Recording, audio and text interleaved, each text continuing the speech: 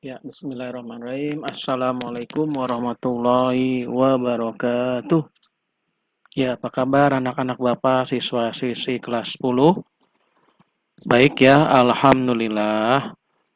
Masih berjumpa dengan Bapak Ahmad di Ekonomi Bisnis ya. Untuk pertemuan kali ini kalian akan mempelajari penawaran dan fungsi permintaan. Sebelumnya kalian mempelajari koefisien elastisitas permintaan, kemudian kalian mempelajari permintaan dan fungsi permintaan. Untuk kali ini, di pertemuan kali ini kalian akan mempelajari penawaran, dalam bahasa Inggrisnya supply atau dilambangkan dengan simbol S ya. Jadi penawaran itu sejumlah barang atau jasa yang ditawarkan oleh penjual atau produsen pada berbagai tingkat harga dan waktu tertentu ya.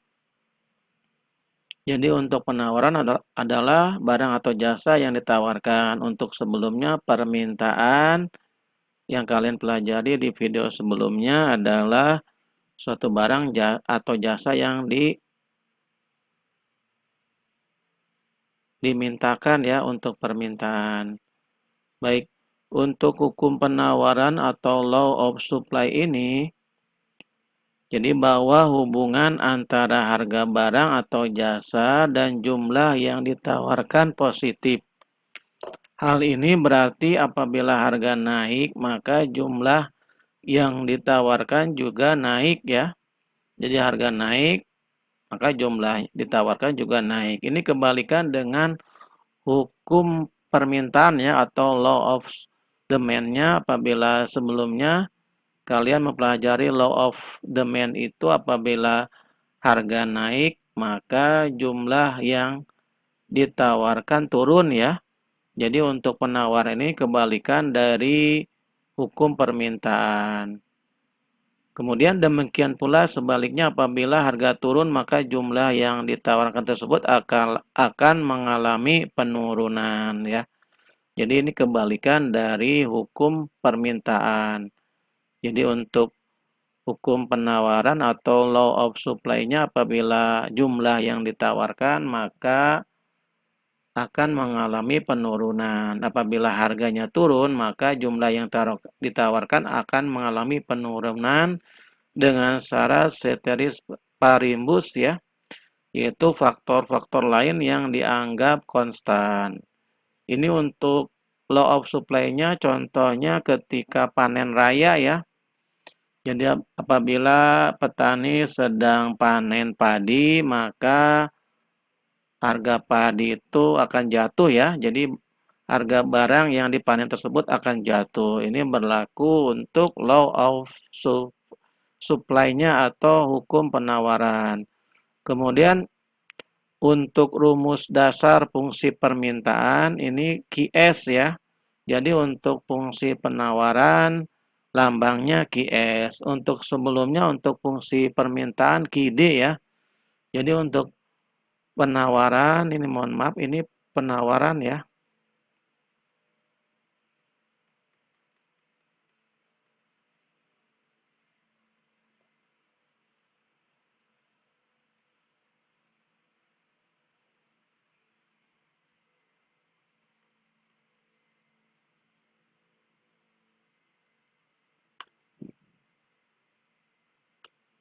Jadi untuk rumus fungsi penawaran adalah QS ya. Jadi lambangnya atau simbolnya QS sama dengan F kali P dalam kurung ya.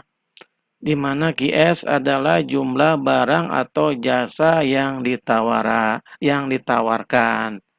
Jadi QS itu quantity supply ya. Jadi kalau apabila dipanjangkan Q-nya quantity, S-nya supply. Jadi untuk fungsi penawaran ini simbolnya QS. Kemudian untuk F kecil adalah fungsi yang menunjukkan hubungan. Kemudian P sama dengan harga atau price ya.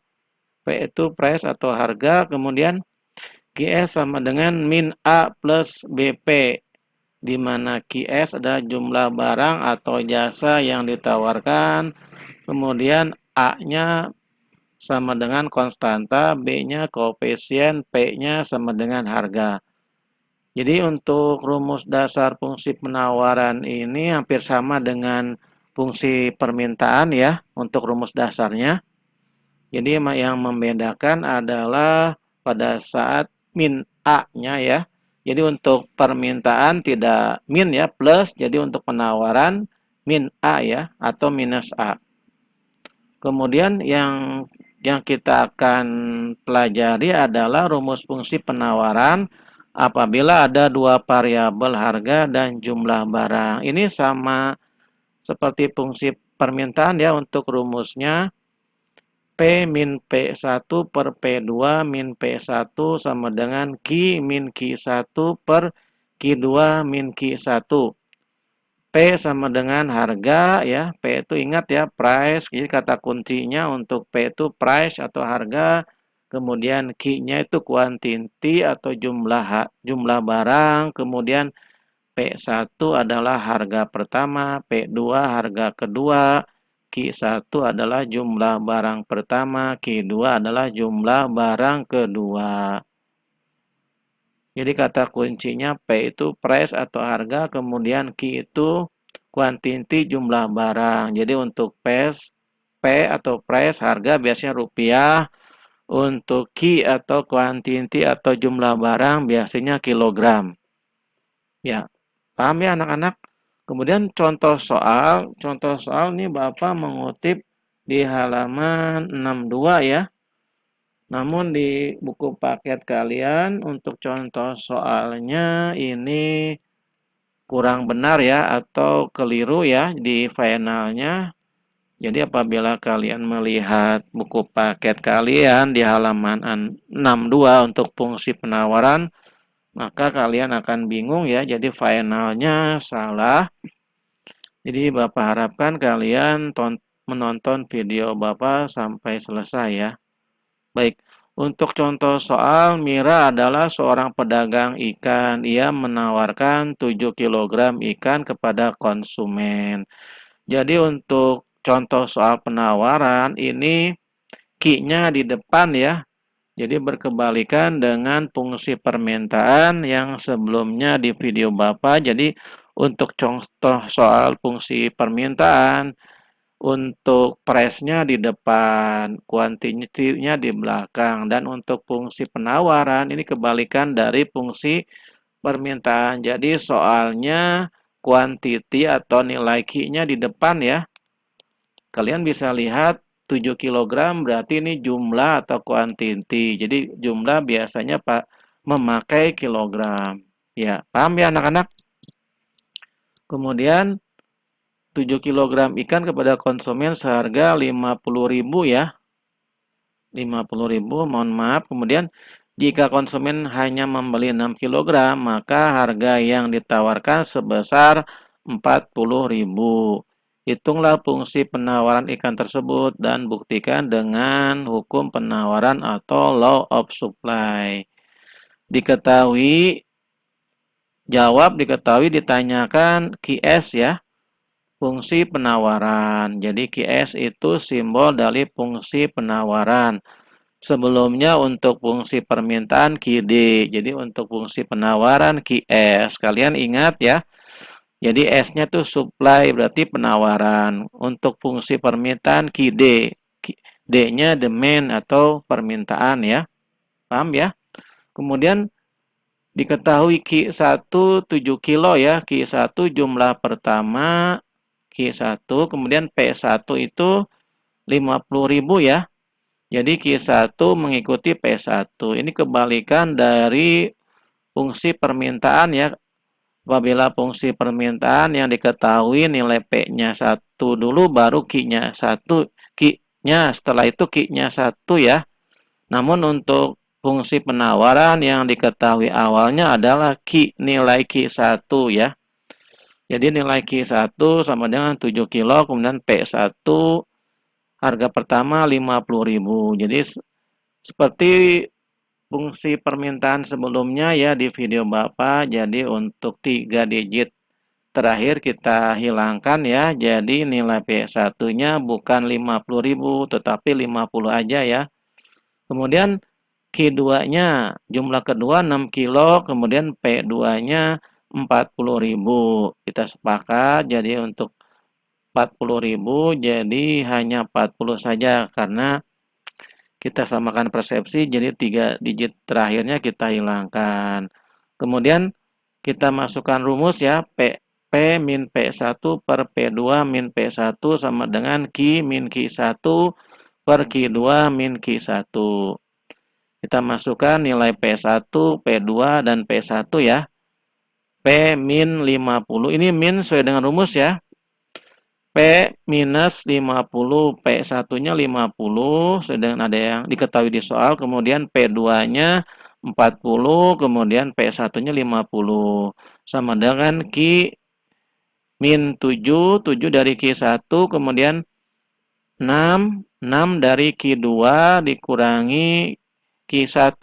Q1 itu 7 ya. Jadi kalian fokus pengurangannya ya. Jadi P min 50 per min 10 dari mana? Dari 40 dikurangi 50 menghasilkan minus 10.